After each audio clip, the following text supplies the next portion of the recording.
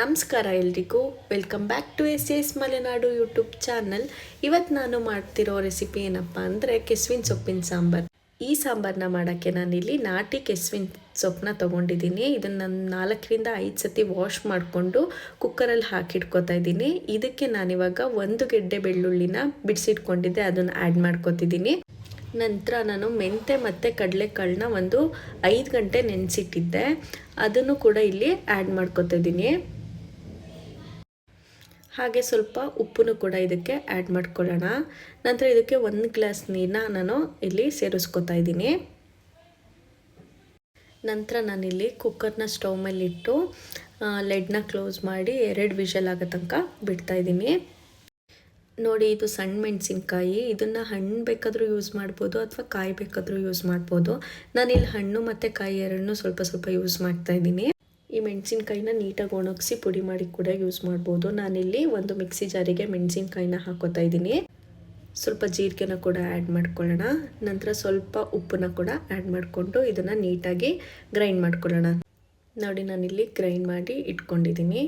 ನಂತರ ಈ ಕಡೆ ಸೊಪ್ಪು ಕೂಡ 2 ವಿಷಲ್ ಆಗಿದೆ. ನೋಡಿ, ಇದು ಹೆರಳಿಕಾಯಿ. ಇದರಿಂದ ನಾವಿವಾಗ ನೀಟಾಗಿ ಹುಳಿನ ತೆಗಿಬೇಕು. ನಾನಿವಾಗ ಹೆರಳಿಕಾಯಿನ ಕಟ್ ಮಾಡಿಕೊಂಡು ನೀಟಾಗಿ ಹುಳಿನ ಸಪ್ರೇಟ್ ಮಾಡ್ಕೊತಾ ಇದ್ದೀನಿ. ಹುಳಿ ಇಂಟ್ಕೊಂಡ್ಮೇಲೆ ಅದರಲ್ಲಿದ್ದಂಥ ಬೀಜ ಕೂಡ ಬಿದ್ದಿರುತ್ತೆ, ಅದನ್ನು ನೀಟಾಗಿ ಎಲ್ಲ ಸಪ್ರೇಟ್ ಮಾಡ್ಕೋಬೇಕು. ಹುಳಿನ ನಾನು ಹಿಂಗೆ ತೆಗೆದಿಟ್ಕೊಂಡಿದ್ದೀನಿ. ನಂತರ ಈ ಕಡೆ ಸೊಪ್ಪು ಕೂಡ ರೆಡಿಯಾಗಿದೆ. ನೋಡೋಣ ಯಾವ ಥರ ಇದು ಬೆಂದಿದೆ ಅಂತ. ನೋಡಿ, ಇದು ನೀಟಾಗಿ ಬೆಂದಿದೆ. ಇಲ್ಲಿ ಇದನ್ನು ನೀಟಾಗಿ ನಾವು ಸ್ಮ್ಯಾಶ್ ಮಾಡ್ಕೊಳ್ಳೋಣ. ನೀಟಾಗಿ ಸೊಪ್ಪೆಲ್ಲ ಸ್ಮ್ಯಾಶ್ ಆಗಬೇಕು. ಇವಾಗ ಇದನ್ನು ನಾನಿಲ್ಲಿ ನೀಟಾಗಿ ಸ್ಮ್ಯಾಶ್ ಮಾಡ್ಕೊಂಡಿದ್ದೀನಿ. ಈ ಸೊಪ್ಪು ನೀಟಾಗಿ ಬೆಂದಿಲ್ಲ ಅಂದರೆ ಸ್ವಲ್ಪ ಕಹಿ ಬರುತ್ತೆ.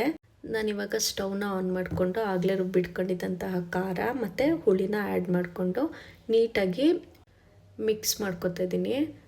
ನಂತರ 1-2 ನಿಮಿಷ ಇದನ್ನು ಕುದಿಯೋಕ್ಕೆ ಬಿಡೋಣ. ಅದು ಕುದಿಯೋ ಅಷ್ಟರಲ್ಲಿ ನಾವಿಲ್ಲಿ ಒಗ್ಗರಣೆಗೆ ರೆಡಿ ಮಾಡ್ಕೊಳ್ಳೋಣ. ಒಗ್ಗರಣೆಗೆ 2 ಟೇಬಲ್ ಸ್ಪೂನ್ ಎಣ್ಣೆ ಹಾಕ್ಕೊತಾ ಇದ್ದೀನಿ. ಸಾಸಿವೆ, ಒಣಮೆಣಸಿನ್ಕಾಯಿ ಹಾಗೆ ಬೆಳ್ಳುಳ್ಳಿನ ಆ್ಯಡ್ ಮಾಡ್ಕೊತಾ ಇದ್ದೀನಿ. ನೀಟಾಗಿ ರೋಸ್ಟ್ ಮಾಡ್ಕೊಳ್ಳೋಣ. ನೋಡಿ, ಇವಾಗ ಇದು ನೀಟಾಗಿ ಬೆಂದಿದೆ. ಈ ಕಡೆ ಸೊಪ್ಪು ಕೂಡ ನೀಟಾಗಿ ಕುದೀತಾ ಇದೆ. ಸೊಪ್ಪನ್ನ ಒಗ್ಗರಣೆಗೆ ಸೇರಿಸಿ ನೀಟಾಗಿ ಮಿಕ್ಸ್ ಮಾಡಿದ್ರೆ ಕೆಸುವಿನ ಸೊಪ್ಪಿನ ಸಾಂಬಾರು ರೆಡಿಯಾಗಿದೆ. ಇದನ್ನು ಅಕ್ಕಿ ರೊಟ್ಟಿ ಅಥವಾ ರೈಸ್ ಜೊತೆಗೆ ತಿನ್ನೋಕ್ಕೆ ತುಂಬ ಚೆನ್ನಾಗಿರುತ್ತೆ. ಈ ರೆಸಿಪಿ ನಿಮಗೆ ಇಷ್ಟ ಆದರೆ ಲೈಕ್ ಮಾಡಿ, ಶೇರ್ ಮಾಡಿ ಹಾಗೆ ಕಮೆಂಟ್ ಮಾಡಿ. Thank you for watching.